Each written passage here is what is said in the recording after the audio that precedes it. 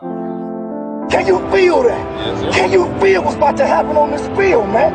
Can you feel what we about to get into, dog? And it ain't gonna be getting to ourselves. We're gonna dig into somebody else, man. So whenever you in that doggone game, whatever you gotta do to get whatever that's in you out to come out and play your behind on, let me get you. They don't respect us. They don't know what let's dominate this thing. Hold in on 3. 1, 2, 3, hold it. All About the Birds welcomes you to the live pregame show. What is going on, everybody? Welcome to our live pregame show here at the West End. Happy Eagles kickoff day. We are live in just about an hour and a half to destroy the Atlanta Falcons. They are all the way down in Atlanta, but we are here at our home, away from home, the West End, here at Quakertown. West End, how we feeling right now? We are excited. We are excited. I am joined over here by Mike Bauer. I am Chip Kagan, and this is Johnny Uleka. We are AATBIRDS and AATSports _. Gentlemen, happy Eagles New Year. I'm ready. Let's go. So we have an awesome show planned. We have a lot of great giveaways. You can't see them in the internet universe, but they're over here. We are sponsored by all of our wonderful sponsors. We're not going to throw them out there right now. You know our usual thing. If you are at the West End, make sure you're getting a raffle ticket. We have great giveaways. So for those of you who have no clue what's going on, let's recap the Eagles off season. They fired a coach, a Super Bowl winning coach. They get rid of a quarterback who could not stay on the field. Come on, man. Yeah, here we go. You know what? I'm throwing shade already because he can barely stay on the field in Indianapolis. Say his name. I'm not going to say his name because it's a new year. It's a new year, and it hurts to say his name. So I like that. See what I did there? I like New coach Nick Sirianni makes his debut today. Jalen Hurts officially takes over the reins as the quarterback of the Philadelphia Eagles, along with signing a couple one-year deals for players who are in those prove-it deals. So, Johnny, let's start with you. What did you like about the Eagles offseason, and where do they still have room to grow? Well, I like that. You know, I'm a Hurts guy, so having Hurts go, but then you get guys like Eric Wilson and Anthony Harris, and you're able to get a new coaching staff. You know, and the coaching staff is, you know, guys that they're young and they want to prove. Right. You know, they want to prove it. So for me, a lot of it has to do with, you know, getting guys that want to prove themselves, and you have a defense with Jonathan Gannon. But again, Devonte Smith. You get Devonte Smith.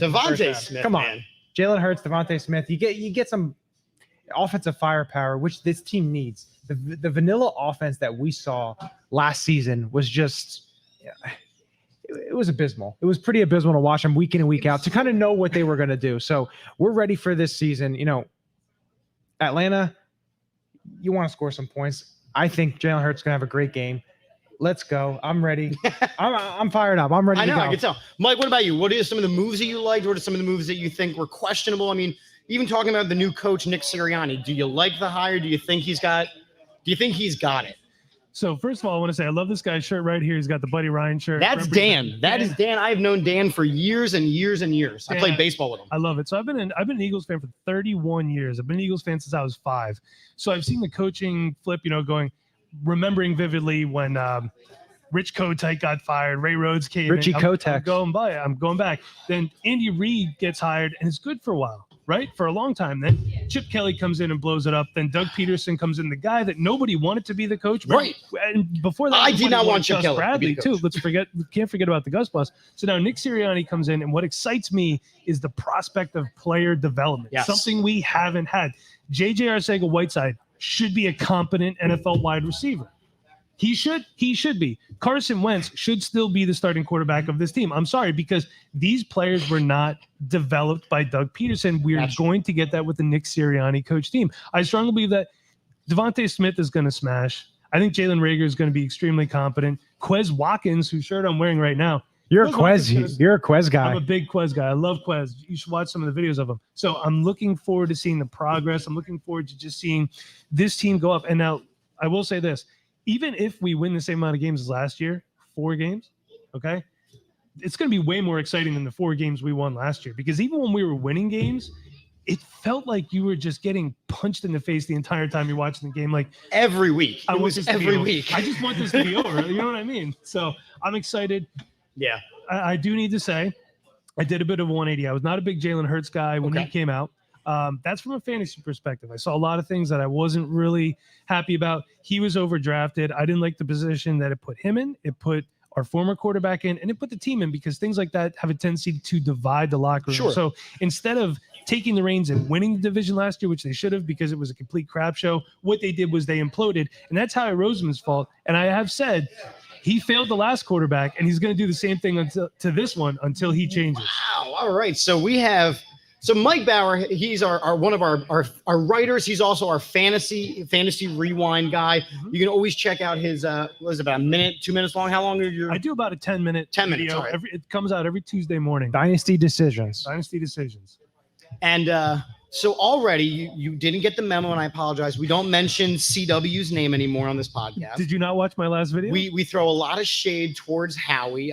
We never mention good things about JJ Arcega-Whiteside. We just don't do that. That doesn't happen.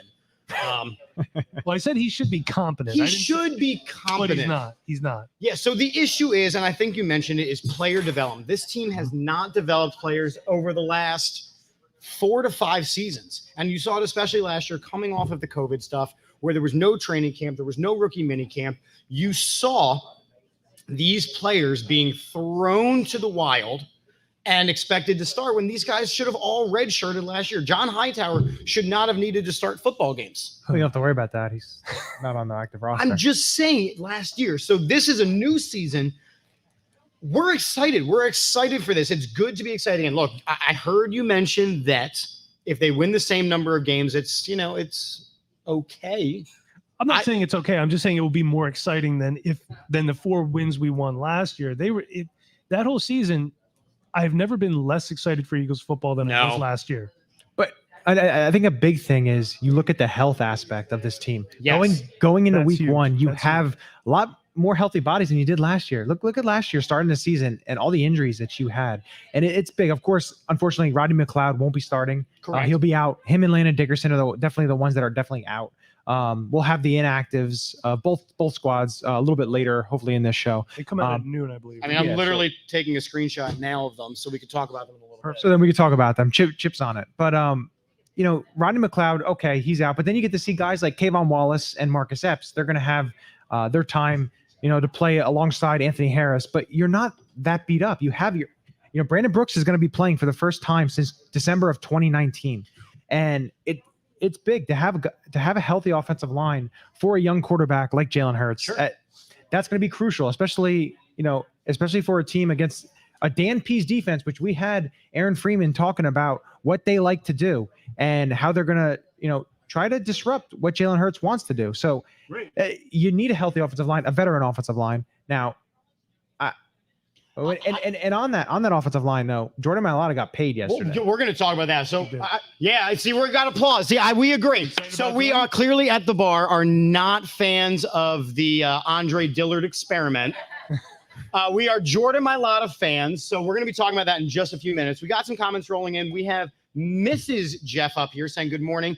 You're welcome for not having to spend time with your husband over the weekend, because next question is, where is Jeff? And Jeff is actually at the game. So we are hoping maybe for post game, he will send us a little video of what it feels like to be an Eagles fan in Hotlanta. We know what he's been eating, so he's definitely embraced the culture. So make sure you are waiting for that at the post game show. Yes, and we agree. Peanut, it is Games Day. We are already here. It is 11 o'clock. We are enjoying our adult beverages. Typos are a lot of fun. We're good fans of that. So we mentioned Jordan Mailata, and that was the big news. So we, as Eagles podcasters, we know that the shows write themselves. Yeah. In this situation, Jordan Mailata gets paid a great deal, considering that last year he really showed some things. And I've been a big fan and a big supporter of Jordan Mailata being the left tackle moving forward. Not dealing with Andre Dillard anymore. At this point, Andre Dillard is ready to go. And less tape on him, more we can get for him. That's how I feel. That's how I feel. I'm just. I know how you feel. You've mentioned it multiple times on multiple shows. He's a good player, and I think that mentally he's soft, which is the one thing you don't want, blocking the blind side of a quarterback. It's true. So here's my question, and I'm going to throw it over to Mike since you've already thrown in the Howie hate. I'm not a fan. Did Howie make a mistake, in your opinion, paying Jordan Mailata that deal before this season starts? Yes and no. Okay, go ahead. That's really, sometimes questions aren't as easily answered as just yes or no. It's smart because you're probably saving money paying him now. But it's bad because if he comes out and just lays a giant stinker, True. yeah, I mean, then you spent that money. But at the same point in time, Andre Dillard's not your saving grace. Then you're going back to free agency or whatever. So I think it was the smart thing to do. I didn't expect it.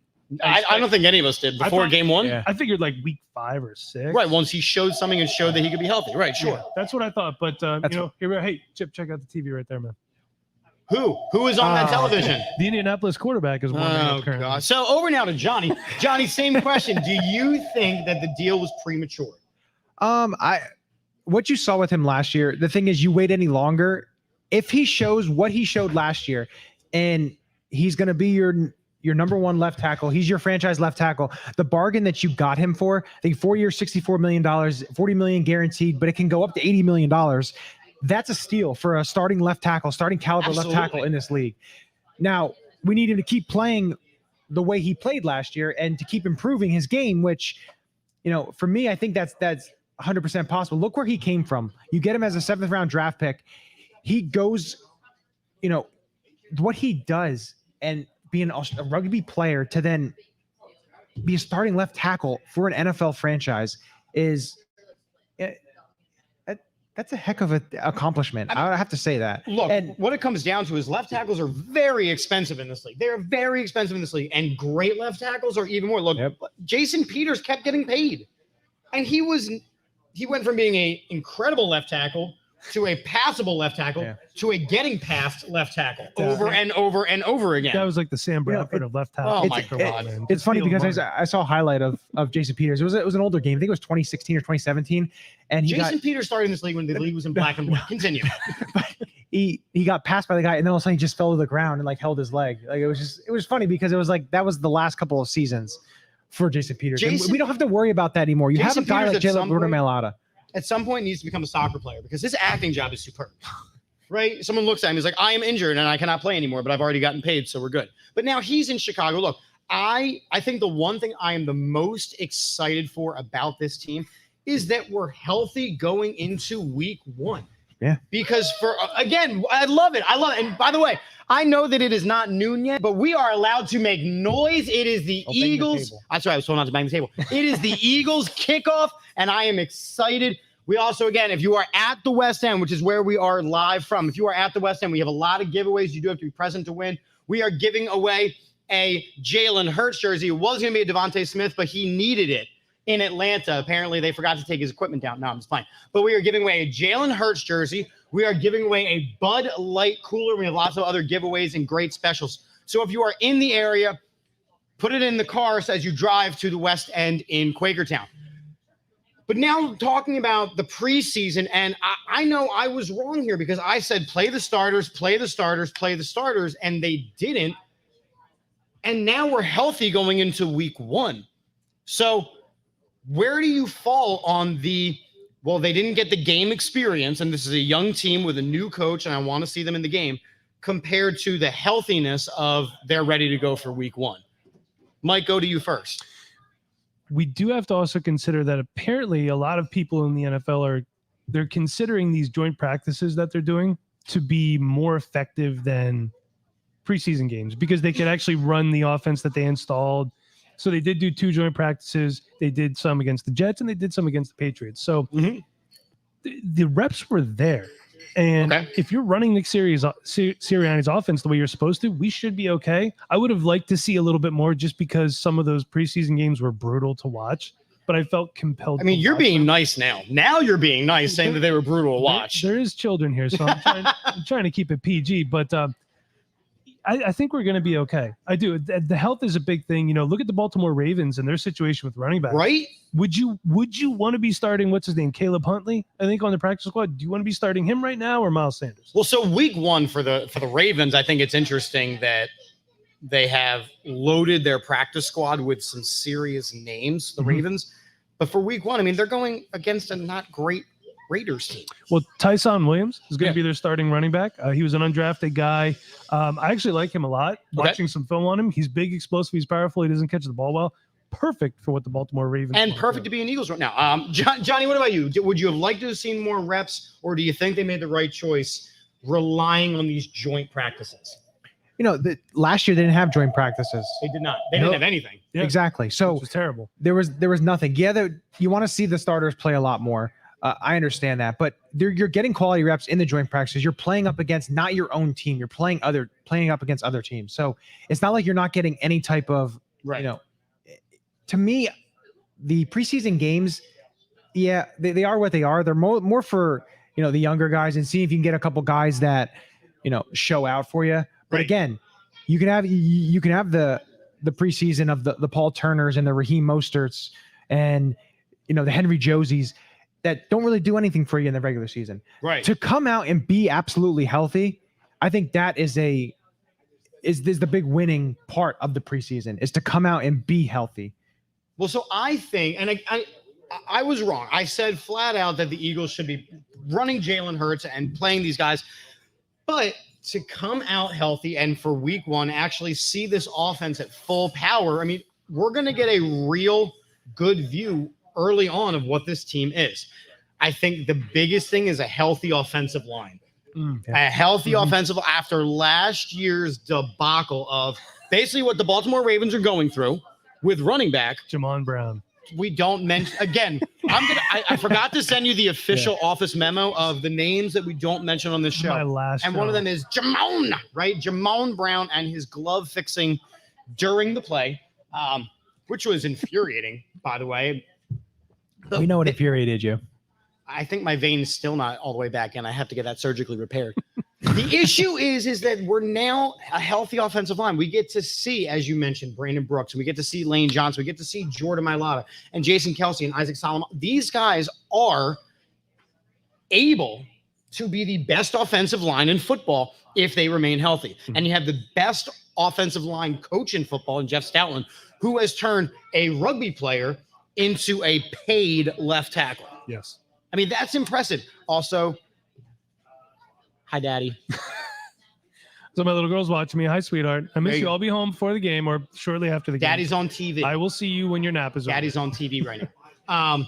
Do you agree with the assessment that this is the best offensive line in football if healthy? Yeah. And, I think a lot of people aren't saying how good this offensive line is, and that's good because we like being the underdogs. We love it. We thrive on it. We do. I mean, look at 18 and 19. We were supposed to be the best team in football, and it wasn't the case. Also, Jeff Stoutland needs to get paid. The guy's been here since the Chip Kelly era. So that says something to go. Well, he almost got paid. He almost got paid going to Alabama. And then decided Alabama, right? Alabama, and then decided he came from originally. Well, right. He was here. There was going to be the changeover. He decided to stay here. Yeah. That says a lot to me about what he was doing and that he really truly believes in this offensive line and what this offense can be. I need to say one more thing about Jeff Stoutland. Do you remember the very tail end of the Andy Reid era when they decided to bring in Howard Mudd and they got rid of Juan Castillo?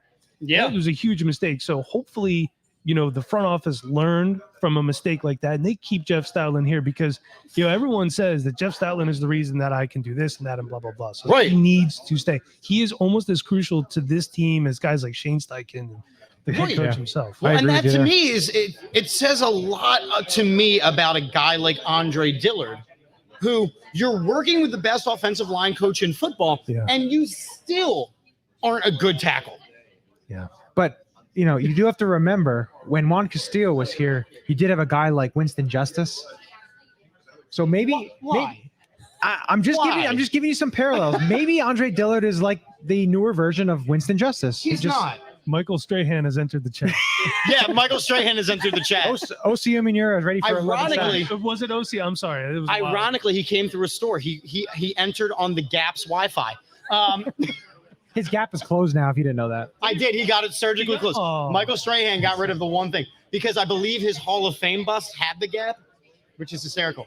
Yo, Mike, go Birds from the guy that took you to your first Eagles game. Is this Dad? That is my dad. Yeah. Hey, Dad entering the chat. He's the reason that I am an Eagles fan. We watching games together. We don't watch as many games together anymore because of obviously the pandemic and everything. Sure. Haven't really been going anywhere, but he's the guy that got me into it. And he's the guy that got me into fantasy football too. There you go. Ooh, there you He go. doesn't play it. So I think that's a fantastic transition. Mike, we got a game going today. You are our fantasy guy. You are a fantasy football guy.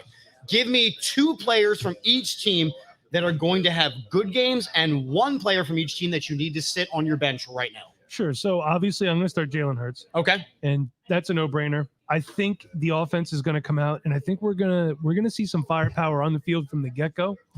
My prediction is we come out and you got Quez, you got Jalen, you got Devonte, and you got Miles in the backfield. They're going to put all their speed on the field. Right. And they're going to say to that defense, you defend me. So Jalen Hurts, I'm going to start him. I'm going to definitely start Devonte Smith. Nobody can cover this guy. Okay. Now, long-term prediction for Devonte Smith. He is not going to be a big yak guy. However, Okay. he's going to be a very capable possession receiver. Good. He doesn't drop a lot of passes. PPR formats, he's the guy you want. For the Atlanta Falcons, that side's a little tougher. It is tougher. Give me Matt Ryan. Okay. Just if you're not sure, take the trigger man there. Yeah. And, I think Mike Davis is going to get a lot of carries. Really? I do think he's going to I get think he's a lot going of to work. carry it, but is he going to do anything with those carries? I think Arthur Smith's offense is good enough Okay. that now I could be wrong on this one. I'm going to sit Kyle Pitts. I think they're going to really, All right, really. hold on. Keep talking. I'm now actually going to sit He's Kyle gonna, Pitts. he's Go gonna ahead. go into his fantasy league I never lineup now. start rookie tight ends in their first week ever. Rookie tight ends, they generally take a while. Now I could be wrong, and if you are a Pitts roster or manager, however you want to say, you better hope I'm wrong. But he's a guy that I think Gannon's defense is going to be good enough to kind of get him off his game. And for the Eagles, I'm going to sit Miles Sanders until I can see him catch the ball a little bit better. Okay. Now there's a couple places where I had to sit him because I don't trust Saquon Barkley yet, Right. especially against the Denver Broncos defense. But we'll see. He's the guy that I'm concerned about. Also, long term, I think Jalen Reagor is going to be better for the NFL than your fantasy football team. I'm going to throw it over to you in a second, Johnny, but let me ask you a question about Kyle Pitts because you said that you would sit him in his first week because he's a rookie tight end. Even and Don Conaway checking in, no one on the Eagles defense can cover him. That's kind of my question. Thinking historically, and again, I know a new coach and I know a new offensive coordinator and defensive coordinators and players. We can't cover tight ends. So you would still choose to sit him even with our revamped linebacking core, revamped secondary. Yeah. So here's the thing. Kyle Pitts played in the SEC. The SEC is not the NFC East. He played It's against better. It might be. Okay, then the SEC is not the NFL. The thing about that is he played against guys that are now accountants. They're your mechanic. They're your Right. postman. You know what I mean? So he's not going up against the best of the best. I really think Jonathan Gannon's going to get creative. And if Matt Ryan doesn't have a lot of time to throw the ball, That's big thing. true. That's because true. I do think this offensive line is going to defensive line is going to go berserk. That Atlanta defense or offensive line is just beat up. The guy that was supposed to start, Josh Andrews, who was a former Chip Kelly player who's on our practice squad for a while. He was supposed to be their starter. He's hurt. Well, and the thing with the offensive line, what you said with the defensive line is Atlanta's interior of their offensive line is what their weak point of their offense. If you want to say there's a weak point of their offense, it's Matt Hennessy's a starting center, Temple alum. Alex Mack is no longer there. That I think is a big loss. Exactly. Chris Lindstrom, which was a first-round pick in 2019, he's going to be their guard, one of their guards. And then their other guard, they're saying is going to be Jalen Mayfield, rookie out of Michigan. So he's going to be lined up right over Fletcher Cox. You know, Fletcher Cox against a rookie. You have Good luck. Hargrave, Did you have you Milton see Williams. the comments? Did you see the comments? So I saved this, but basically they said, look, how do you feel about this rookie starting against Fletcher Cox? And the response was, you have to get baptized sooner or later. So he already knows that Fletcher Cox is going to be a wrecking ball today. Do you remember last year, the Dallas game, what was a quarterback? Said Ben DiNucci. Brent DiNucci Ben is no DiNucci. longer rostered anywhere in the NFL. He is on the practice squad of the Cowboys because I did watch Hard Knocks. Either way, he said But he was bring the terrible house. during the whole preseason. And Fletcher DiNucci. brought the house. So good job, bud. Yeah, so there will be today a baptism in Atlanta. It will be Fletcher Cox just baptizing offensive linemen. So the inactives did come out for both teams. I'm going to go through both of the lists. I don't think that there's any recognizable names, but maybe you two gentlemen with your very impressive knowledge base can tell me. So, and here we go. Got some comments rolling in about Fletcher Cox. It says big cock. Okay, wow, that's all over there. That's Porkman. That's one of his guys. There you go. Is He's going co-host on to my go off. podcast, That's a sentence not suitable for children. So for those of you reading at home, there's that. Fletcher's going to do good. We'll just Yes, sum it up. Fletcher is going to do very well, and the D line will have at least 5 sacks today. So that is Now I will take that. I love that. We're going to say, Five would that sacks. be a Michael Ruff? You like a lock? Can we write that down? That could- Can we give him credit for it on Wednesday? I think we can do that. All right, I so can make just that. so you know, from time to time we do Eureka locks, which is things that we think are going to happen. We'll go through our predictions, but Michael Ruff, we are locking you in for the D line will have at least 5 sacks today. Did you have a chance to do any Eureka locks? Do you have anything that you think is guaranteed to happen in this game? Yeah, I will question my fandom at least 4 times before the end of the game. Yeah, but we Probably. can't. That's more interpretive rather than statistically based. I don't know. I'm going to think about that one. Okay, we'll come back while to we're when we talking, actually yeah. go through that segment again. So again, here are the inactives for Atlanta, and I'm reading this right off of the Falcons Twitter. They are inactive Felipe Franks, they were quarterback. Inactive Wayne Gallman, who played for the Giants at one point, if I'm correct, right? From Clemson. Yes. He was with the 49ers this preseason 49ers. as well. So he's inactive. Darren Hall, cornerback, is inactive. Frank Darby, wide receiver, is inactive. And Taquan Graham, D lineman, is inactive. Anything that is going to hurt this team. My one thing about that, like Darren Hall being inactive, because they just put Kendall Sheffield on the IR. Okay. He was one of their corners. I think it was a 3rd or 4th corner. And they have AJ Terrell, Fabian Moreau, Isaiah Oliver. Other than that, they're really thin cornerback wise. They have Richie Grant, who can kind of play, their draft pick out of UCF, that can play a little bit all over the place. But He's good. Eric Harrison, Deron Harmon are their safeties. That's not spectacular. They're basically bodies back there. They're not that great of players. So Jalen Hurts should have a mammoth game.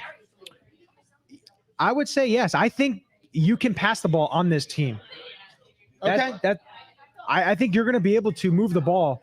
Now, it may become a barn burner. You may go back and forth. That's the one thing that can happen with the Right. offense of Atlanta. So, but I think the Eagles offense will be able to move the ball. And I think Devonte Smith's going to have a good game. And I hope he does because he's on my fantasy team. Any of those names stand out to you as being a problem that they're sitting for Atlanta? No, I mean, when you're talking about those inactives, that's depth. Right, exactly. Those- that I don't think that's going to hurt them. I don't think any of those guys. Wayne Gallman might be the biggest one, but I believe they just got him. Right. Yeah. So Because you they also have Cordero Patterson. So he's going to be their backup running back. He's kind of a jack of all trades type of player. Right. Master of none, like Reno Mahe. Yeah. Oh, Except man. more Why are athletic. we just throwing some of these? We've thrown out Jamon Brown, Winston Justice, and Reno Mahi. When we're not invited back next week, it's because of the history lesson that we're giving. Well, they're these at people. home next week, so That's true. So we're not going to be invited back next week. We're going to do Exactly. this for away games. A couple more Eureka locks rolling in. And again, the concept of the Eureka locks is things that you think are going to happen no matter what. You're locking it down. Here we go. Porkman says Quez Watkins is going to get a touchdown today. I'm all about that. I'm all about that. And Don would like to lock in. Isn't it funny that Porkman brought up Cox? I'll stop. Some might now. And Don would like to lock in that Jalen Hurts has 45 yards rushing. I think that's a little light. I think he might get he 45 yards. he said rushing plus coming 45. out of the tunnel. He said Okay. Okay. That's Yeah, I mean, he might just get that coming out of the tunnel. Yeah. To be honest with you. fine. Yeah, so I think that, well, and you saw in the Thursday night game, you mentioned that these depth guys, you saw in the Thursday night game what happened as members of the Tampa Bay secondary started to go down because they were cramping, because they were pulling muscles. Porkman like that.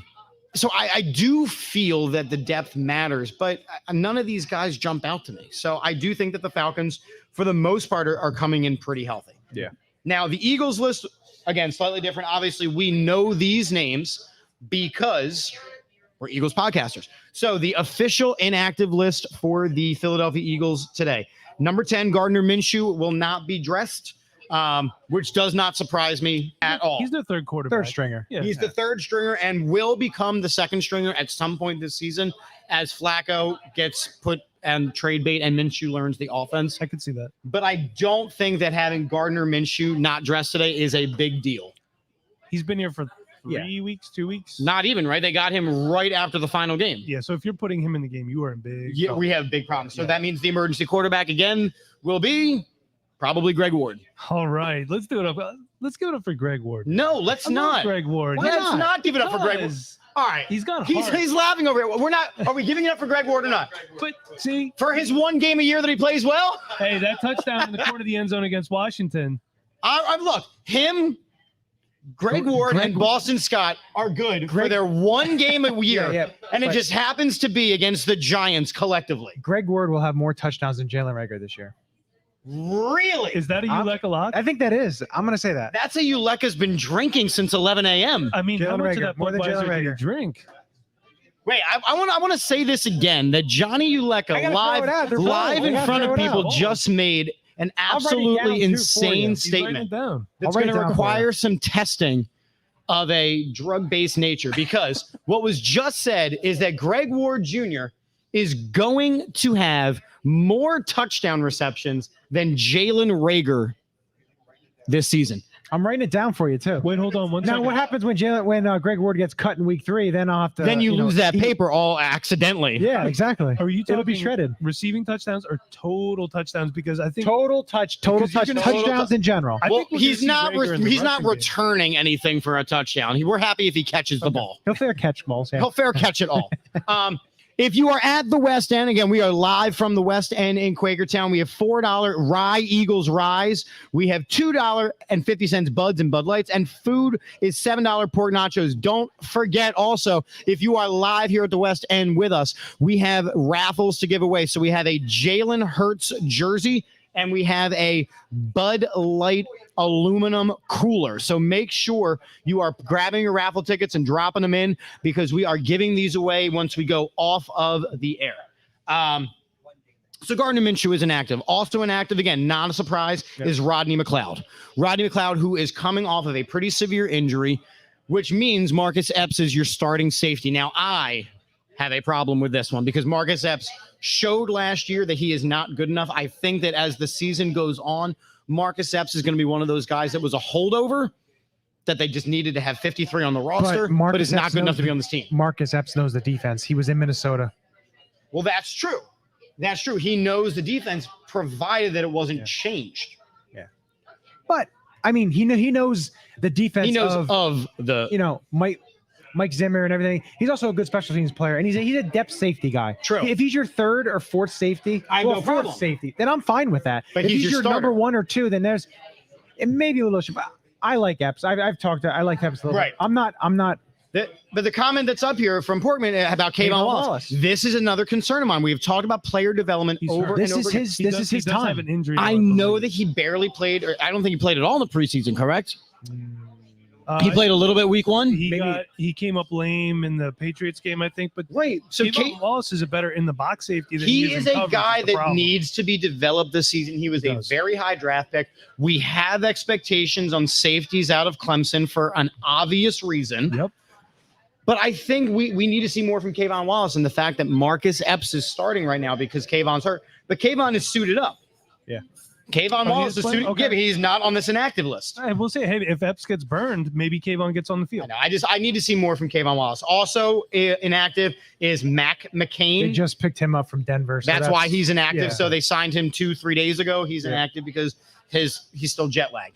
Davion Taylor inactive. He's still hurt. I think. I think he Still still hurt. has a This little is bit. a problem. Yeah. This is a problem. Go ahead, Mike. Problem with calf injury like that for a speed guy. Yeah. It is a big problem. If you can't run when you're banking on your speed, like if Tyreek Hill had a calf problem, the Chiefs have a big problem. Right. So, Davion Taylor was a guy that he was overdrafted, in my opinion. Oh, in the third absolutely round. overdrafted. Absolutely. He probably should have been a 5th or 6th round draft pick. Yeah, well, he was way overdrafted.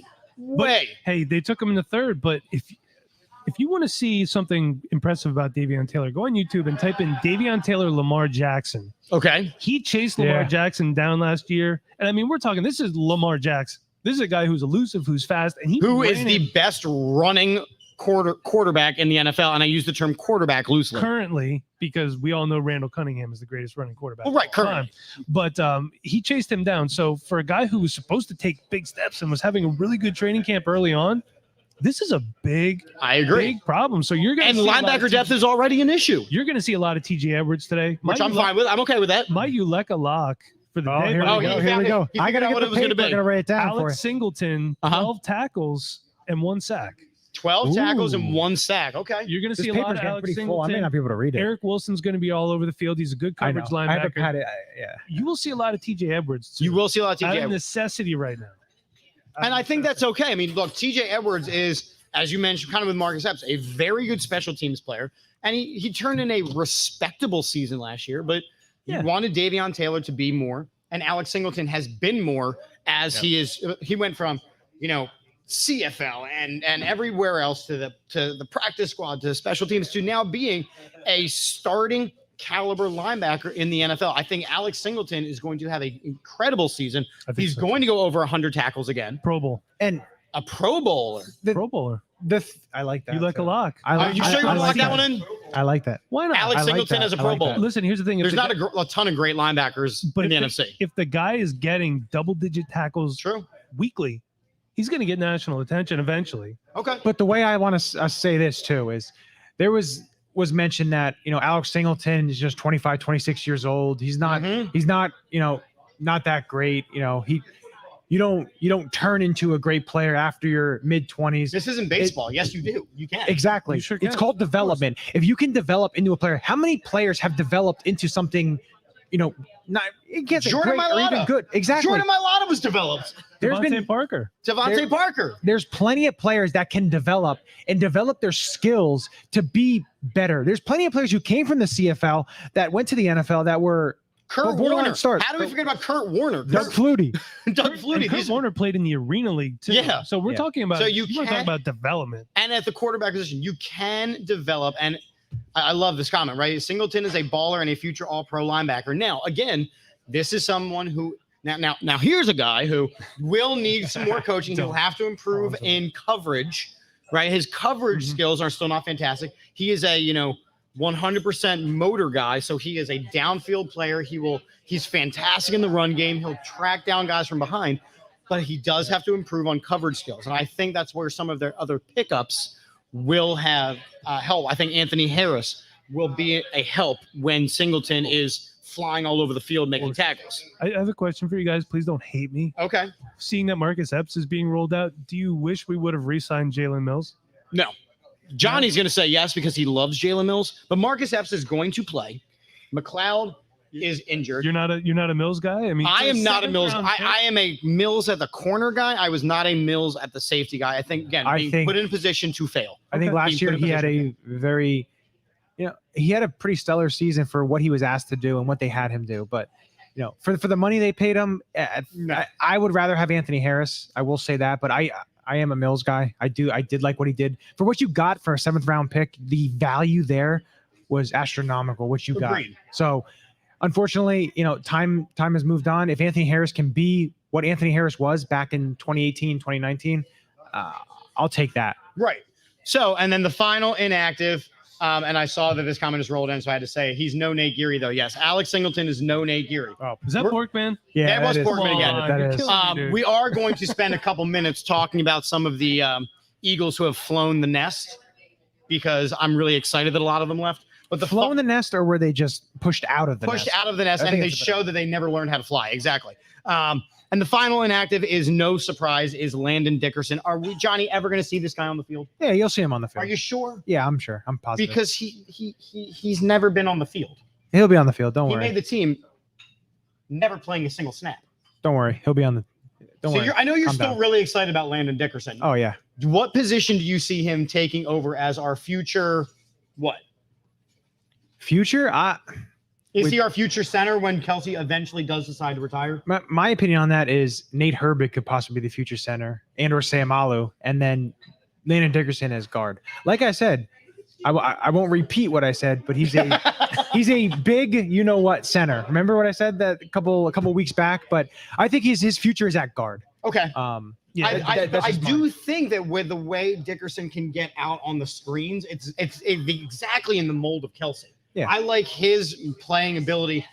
I like Kelsey's, where I don't see Herbig getting out on screens. But again, Dickerson is so versatile that you can use him in many aspects of the Right. offense. You can use him at center, you can use him at right or left guard. So there's a lot of versatility there, which is pretty evident on all these offensive linemen. If you look at it, which is what they want. They want versatility because it helps you. You don't have, well, except for Andre Dillard, who's just a left tackle, it seems. But otherwise, all the other guys are versatile. You can use them in many aspects of the offensive line. And Any listen, position. George, I hope I am doing a 180. I just want to see him on the field. That's my biggest thing. I want to see him on the field. Let's get some tape on an NFL level. Yeah. I do think that this team is built for success. Now, looking at this inactive list, that does mean that Ryan Kerrigan is suiting up today, which I think is big because he was one of our big free agent pickups. What do you see out of Ryan Kerrigan? What do you see him as having a role on this team? See, a lot of people were worried he didn't play, but he's a vet. He doesn't need to play. He doesn't need to practice, really. He knows what he has to do. He's been in multiple systems. He's been in 4-3s. He's been in 3-4s. He can just show up. He knows his position. He's actually going to be a massive help. Now, what I've been hearing in the preseason, too, is a lot of these outside linebackers are going to be standing them up. Okay. This isn't going to be a traditional 4-3 like we've seen in the past. You're going to get an extremely versatile look. You're going to see some 3-4. You're going to see some 4-3. But our primary set is going to be a 4-2-5, which is a nickel defense. We're going to have two linebackers. It's going to be Eric Wilson. It's going to be Alex Singleton, and then we're going to have a nickel defense on the field. So I'm kind of curious where they're going to fit Kerrigan in. Right. To be honest with you, I think that his snap count's going to be pretty low for I the agree. first week or two. Because you also need to see the battle continue between Barnett and Sweat. He's our Chris Long. Right. He's the guy that is a veteran leadership. Yep. And George is saying, right, low snap, high impact. He's just another cog in the wheel, exactly like Chris Long was. He could seriously play 10% of the snaps and have 2 sacks. Yeah, Exactly. absolutely. I can see it happening. You keep the guys fresh. You keep all these rotating guys. Milton Williams is going to play inside, going to play outside. I'm excited to see Milton Williams today. Brandon Graham's going to play inside, going to play outside. You're going to have so many different looks, and that's the one main thing. And if we all want to give kind of our matchup to watch, like something that I can't wait to watch is this offensive line versus this defensive line. In terms of Atlanta's offensive line versus the Eagles' defensive line, because the Eagles' defensive line, I think, ready to pin their ears back and ready to just go after Matt Ryan. Right. And honestly, I think they're going to have no trouble stopping the run. I know Mike Davis has played well last year with Carolina after CMC went down with the injury. Right. But I think the Eagles' defensive line is going to be able to stop the run, and I think the defensive line is going to be able to get pressure on Matt Ryan. It's going to make it difficult for him, which I like that Michael Ruth, his 5 sacks. I'll take that. I'll take that all day. Yeah, I mean, that would be fantastic, but we'll have to see. What's your matchup to watch in this Eagles-Falcons game that starts in just under an hour, in about 48 minutes? My matchup is whoever they put Devonte Maddox in. We've been told that he is a traditional slot corner. He shouldn't be on the outside, and I think from watching last year, we know that that's true. But what are they going to do with him? What are they going to actually do with Kyle Pitts? Is it Maddox? Are they going to do, the blanket coverage where you put Are they going to play more of a zone situation? Like, what are they going to do with this guy? So I'm curious to see where they move him around. Now, let's not forget, Devonte Maddox can move. Do they blitz him? Are we going to see blitzing from this defense? I guarantee we will. We're going to see blitzing again. I hope so, because Lord, as an Eagles fan, did I miss it? Yeah, I know. It was such a drop-off to go from a guy that we all grew up with, which is... Sticks defense? You like that? Yeah, Sticks defense. I'm bringing up a lot of bad memories for you, You bring up a ton of bad memories. But, you look at, Jim Johnson's defense, and that was, blitzes coming from everywhere. And to go from something like that to Jim Schwartz's defense, which was not the same. Hey, listen, when I was a kid, I remember watching games with my dad, if he's still watching. I'm watching a Buddy Ryan, Bud Carson defense, Clyde Simmons, Reggie White. These guys going after the quarterback constantly. So I grew up loving defense, loving the running game. Absolutely. We went away from that for so long. Well, guess what? I think it's back. Yeah. The running game is going to be back. Jordan Howard should be up next week, I guarantee, because, Howie's being Howie. You don't want to guarantee a guy $800,000 or whatever, but the running game is going to be back. The defense is going to be back. We should be excited. I am excited for that. Well, that's why my you like a lock was that Miles Sanders gets 20 carries today. 20 carries. Let's not forget, Miles Sanders averaged 5.3 yards per carry last year behind an injured offensive line. And he got 18 carries, he got 19 carries, but was never 14, 12, 11. He was never given that, and it was abandoning the run game. It was always 10 carries in the first half for 5 yards. Correct. 2 carries in the second half for 10 or for 50 yards, then 2 carries in the second half for 10 yards. And it was always, well, Deuce is in charge with the running back rotation. Hey, he pawned it off. You're the head coach. You need to make it happen. Okay, that's how it works. And it's things like that. That's why Doug Peterson is not a head coach in Philadelphia anymore. He's not a head coach anywhere. Because remember when there was conversation about, well, if you fire him, he's going to get another job like that. See ya. Bye. Show me where the job is. But he said he wanted to take a year He's off. consulted. Mike gives these great little stat things. I think he read this paper that I had because, you got the Miles Sanders there. And then look, Alex Singleton, double digit, tackles. I think, this is available for a lot of people, right? I know it is. Email it specifically to you, Johnny. You can't see it. Here's my paper. It's a yellow legal tablet. And all I have written on here it's is official. Alex Singleton. And then I didn't even write down my Ulekalak behind it, but that's all I got. My pad has nothing on it. Yeah, your pad was used as But gum disposal. Some comments that have rolled in. Yeah, George, I agree. We know the Maddox is in an outside corner. Again, we're going to see what he is. And if Mike Davis can hurt us, yeah. The Jordan Howard saving $800,000, that is a shrewd move. Yep, agreed. Portman says that Ridley versus Slay is a huge matchup. Big, I yes. agree. And again, we're getting guys like Steven Nelson actually allow Huge. Slay to get the ball thrown his way. So we're really going to see if Darius Slay is the lockdown corner, because last season all quarterbacks could just go, okay, Darius Slay's on this side, I'm going to throw over here. Yep. Now Darius Slay's on this side, I'm going to throw over here. Yep. It's why you need two functioning, workable cornerbacks in the NFL. Zach McPherson's going to be good in a few years. In a few years, he's got to yes. develop. Agreed. Another thing that I saw and on here is like Jalen Hurts, one of 4 NFL quarterbacks to record multiple games with 400 total yards in 2020. The others were Allen, Mahomes, and Kyler Murray. He is a threat. Right. He is a threat. And especially with this offensive line, and I think that's another matchup that people are looking at is Jalen Hurts versus Atlanta's defense. Right. Well, so that kind of goes with my matchup. My matchup is actually the other way. I do think that, look, Jalen Hurts should have a fantastic game today. He is going against a defense that really doesn't have any names. There are really no names on this defense that he's going against, which also means Devonte Smith should do well. Quez Watkins should do well.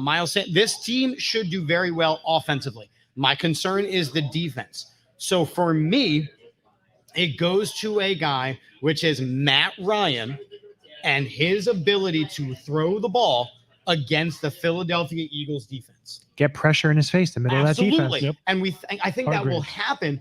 But how quickly does he get the ball out? Are we playing 5 to 7 yards off the ball again, so that it's just the quick slants and the quick curls and these quick hitters?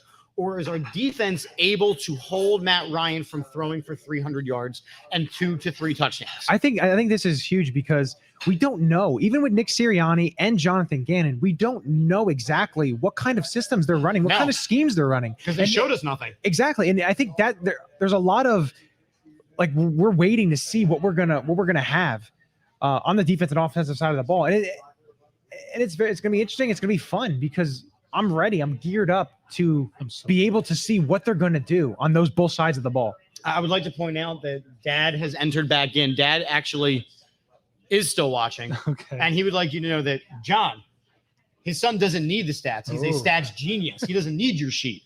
So we got I picked that stuff. I'm just playing the mediator here, guys. Thanks, Dad. Thank you, Daddy. And George is saying, look, Peace disguises a lot of what the defense will do. It's a mental game for Hurts. Yeah, can Jalen Hurts, I think he can, play mistake-free football? Because turnovers, as they are for all top to bottom, peewee to pros, turnovers will change a game. Oh, can he absolutely. protect the ball? Can Miles Sanders catch the ball out of the backfield? Can he hold on to the ball? That's all in his head. Because Absolutely. he did it at Penn State, and we're all Penn State fans here. We know Miles Sanders. Let's not forget, before Saquon Barkley came to Penn State, Miles Sanders was Mr. Football in Pennsylvania. Correct. Okay? Obviously, Saquon Barkley is a beast, but, one of the things that we have to realize, I understand what we're all saying about Jalen Hurts. He played at Oklahoma. He played at Alabama. These are two schools that spread it out, and they rely on getting their speedy playmakers in space against about the inferior mismatches competition. So he's not going to have the windows in the NFL. Yep. So we're going to see if Sirianni worked with him, if his arm is better, if his accuracy is better. If his mechanics are better. That's my biggest thing. Are his mechanics better? If we have a bad first half of football, offensively and defensively, don't panic like we like to do. I know we're all Eagles fans. Well, that is huge. Don't panic until after the game. And now we would like to, on the other side of Dad defending, genius is a stretch from your buddy Portman. So Portman's about to be a podcast. No, he says he loves you, buddy. But I at love the same you too, Portman. Thanks for watching, bud. So I do think the turnovers are going to matter. And that's the other big thing as we get into our final 10 minutes is our predictions for this game. Look, I think predictions for this season, we have all tempered expectations. Not me. Sorry, The intelligent football fans have tempered That's what you think. expectations.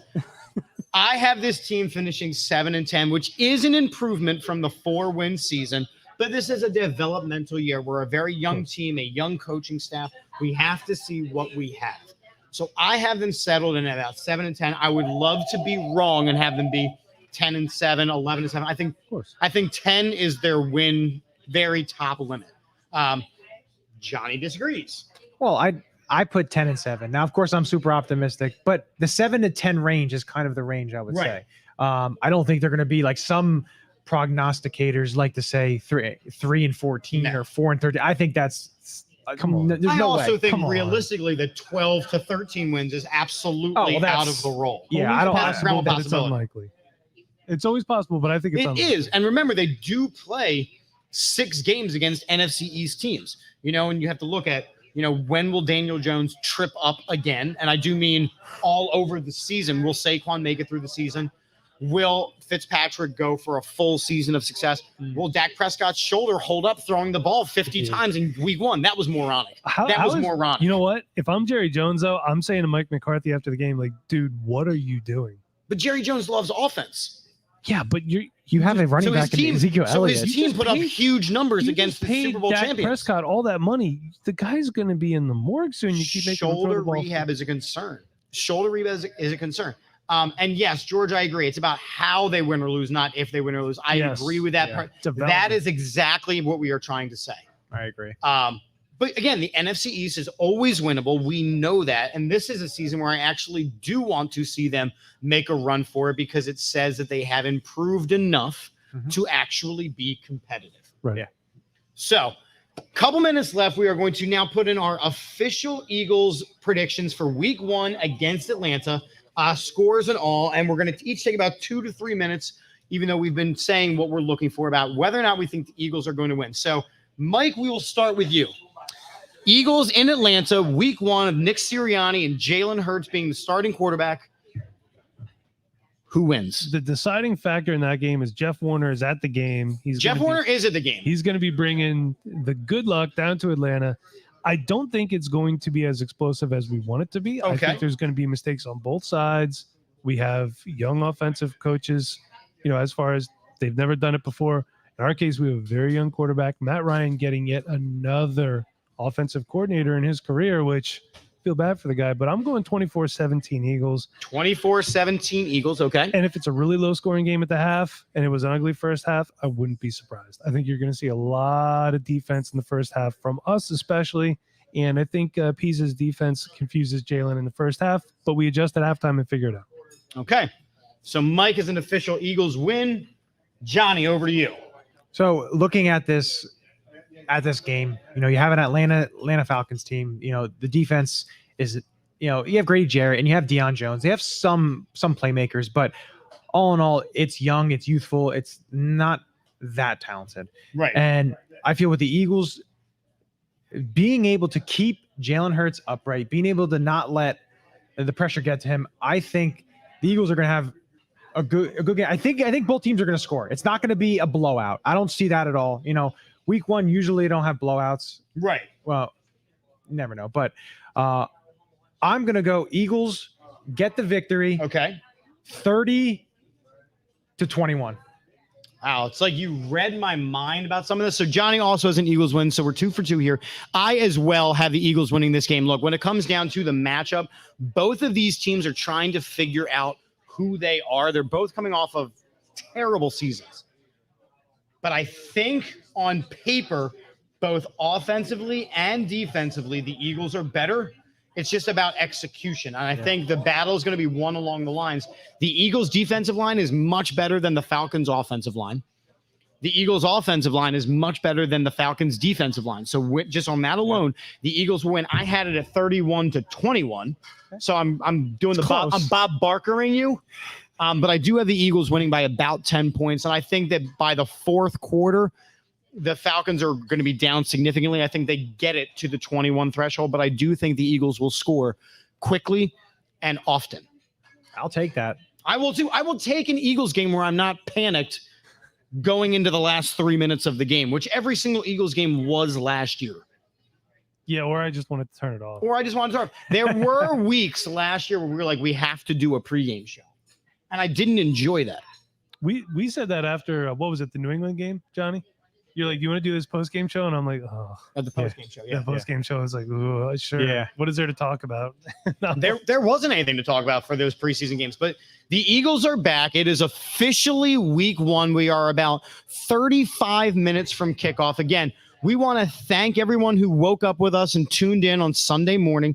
We are the All About the Birds podcast on the AAT Sports Network. Make sure you are liking. Make sure you are subscribing. Make sure you are coming out to the West End in Quakertown for the next one. The next one we will be live at is week 3. We're here for all away games. This is our home when the Eagles are away from home. The next one will be week 3, September 27th. It is a Monday night when the Eagles go against the Cowboys down in Dallas. And I'm sure by that point, Dak Prescott will have thrown the ball 300 times because it's 2 weeks away. So make sure you are checking it out. We always will have great specials, great giveaways. We want to thank the West End. We want to thank you for tuning in. We have all kinds of great broadcasting this week. We have shows tomorrow night. I think we have shows every night this week now, right? I think Are we up to every night of the week? I think we are up to every night of the Not Saturday nights, right? Not Saturday, but just about. So almost every night of the week. And make sure you are tuning into the All About the Birds Network for the post-game show today when we will break down the Eagles' victory over the Falcons. Because I like that. I like that. See what I'm saying? I'm speaking it into existence. That way it cannot not happen. There you go. You know what I mean? So again, make sure you are checking it out. I am Chip Keggy at Chip for the Birds. This is Johnny Uleka. Hold on this way, right? Yeah. You're actually here now, so it's easy. I am. At Johnny U9322. And hold on, because you're not up here. It's Michael Bauer. What's your Twitter handle? At Rewind CEO. At Rewind CEO, because you do The Dynasty Rewind. the Dynasty Rewind, which is his fantasy show. So make sure you are checking out all of our social medias. And as we end every show here on the All About the Birds podcast and the AAT Sports Network, we end it with a very simple Go Birds! There you go.